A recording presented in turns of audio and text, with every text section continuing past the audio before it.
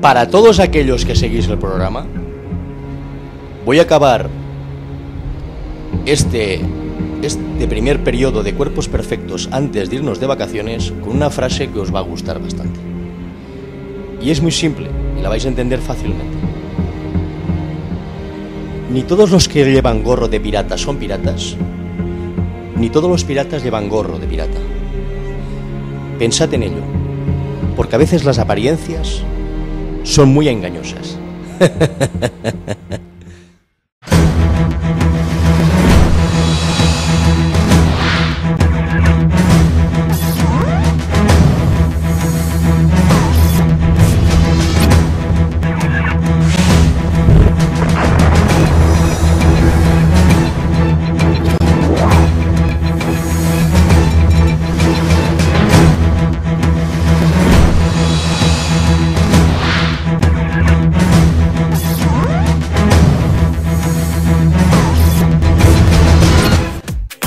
Bienvenidos una semana más al programa Cuerpos Perfectos.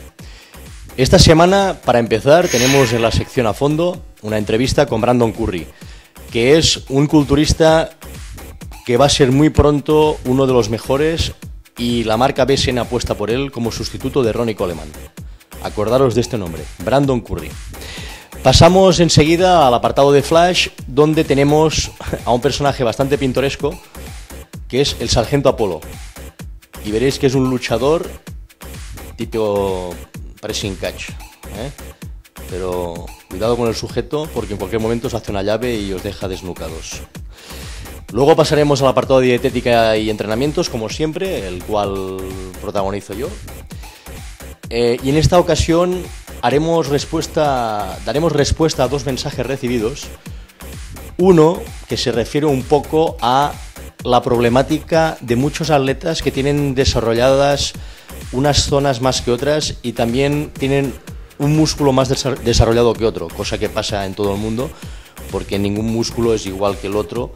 La estructura, ya lo explicaremos, de la columna, etcétera, predispone a desarrollar siempre una zona de forma distinta a la otra, con lo cual hay que evitarlo, ya explicaremos cómo. Y luego el siguiente tema que tocaremos, debido a la demanda también por mensajes, es el tema de los abdominales, Otro músculo blanco que preocupa mucho ahora en verano y que al parecer los 3.000 abdominales del Cristiano Ronaldo y del Aznar pues no acaban de funcionar a los que están siguiendo ese método, 3.000 abdominales, barbaridades. Pasaremos luego a una exhibición de powerlifting y también de valetudo, pero de atletas profesionales de estas disciplinas. Veréis que son disciplinas también diferentes del fisiculturismo, pero duras y exigentes también para el atleta. Y bueno, a partir de la semana que viene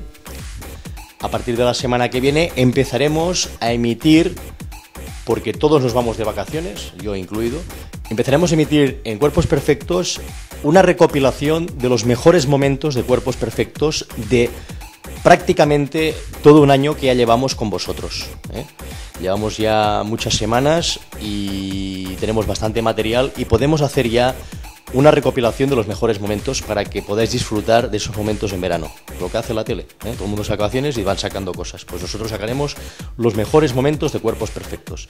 Las mejores entrevistas, las mejores secciones de nutrición, los mejores debates, etcétera.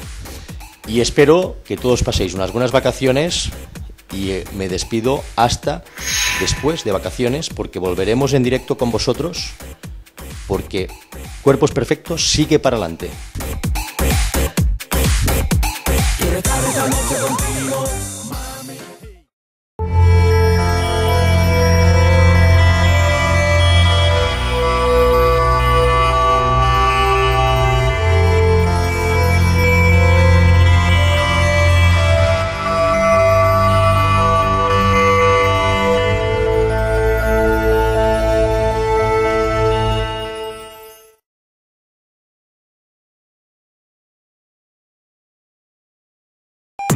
La nueva era.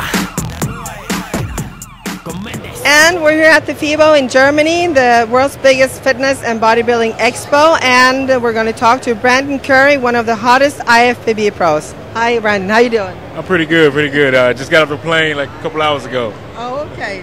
So you're feeling tired after the travel? A little bit. Having a big travel week. Got back from Russia on Tuesday. Spent a couple days at home now. I'm back in Germany. So yeah, I've been a little busy, and I'm going to go to Australia. So been on the road a little bit, on the move. You got a lot of events coming up. Yes, definitely. So you're an IFBB pro, bodybuilder, and how long have you been training and competing? I've been training for 7 years now, and competing for 7. Well, I've been training for about probably 11 years, but competing in bodybuilding for 7 years. I was active in sports, football, wrestling, track, stuff like that. Yeah. So how come you started with bodybuilding? Well, basically, I had a guy around the gym that was bugging me to compete. He kept asking me. I kept saying no, and eventually I gave him a yes. 5 weeks out, he helped me get ready for the show, and I ended up winning, and I was hooked after that. So that got you motivated? Yeah, exactly. Yeah. So when you're preparing for a show, how long do you start before the show with the diet and everything? This year we're going to do about 10 weeks. Last year I did 8, but I've been on the road a little bit, so 10 weeks out. I think May 10th is when I start getting really serious on my dieting. Since I've been traveling a lot, some things have really, done some deconditioning since the peak of my off season. But we're going to turn it back up and get ready for this season. I'll be doing a Tampa Pro in July. So that will be your next show? Yes, that'll be my next show. And what about the rest of the year? What kind of plans do you have? Well, if we qualify top 3, then plans to do the Olympia, of course. So September. September. You're already qualified? If I qualify at the Tampa, yes, it's a qualified show. So. Great. Yeah. And what's the difference between your average diet and your pre-competition diet? It's not a lot of difference. It's just less variety of food. Then I carb cycle. So instead of keeping the carbs high all the time, I carb cycle them. Okay. Yeah. And what about training? How do you train?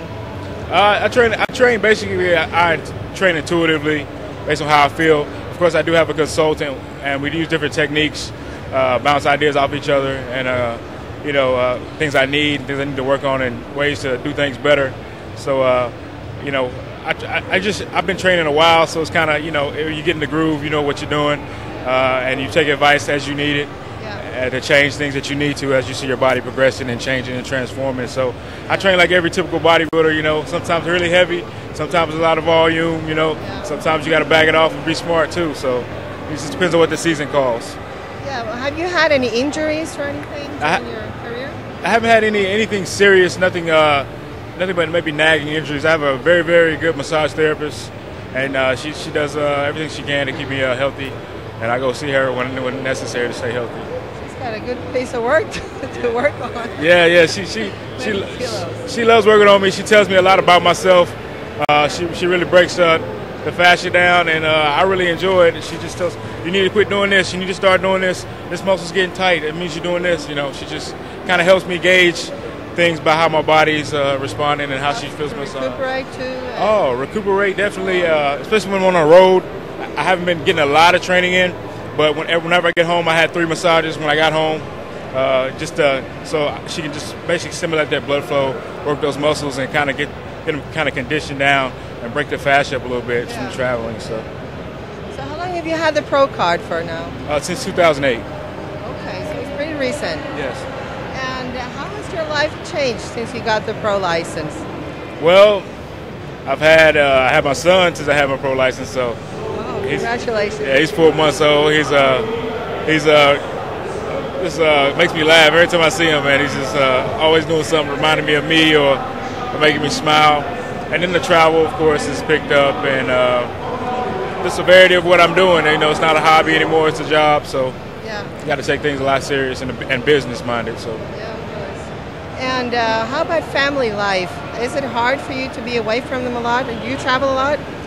It's kind of hard sometimes, but my wife, she'll be going with me. She's here in Germany with me, and she'll be going to Australia too. So that kind of helps me. She kind of helped me manage my my bodybuilding. That's what she does when I'm home. She makes sure I'm eating and make sure I'm taking the time to do this. Make sure I'm making time to train. Make sure I'm doing everything right. So it's good having her here to support. Of course, I miss the kids, but when I get home, it's good to be back. So. Yeah, of course. So they often travel with you? Every once in a while in the States, if we're traveling in the States, they may come with us. to the bigger shows like Vegas. My son came with me to the Arnold Classic.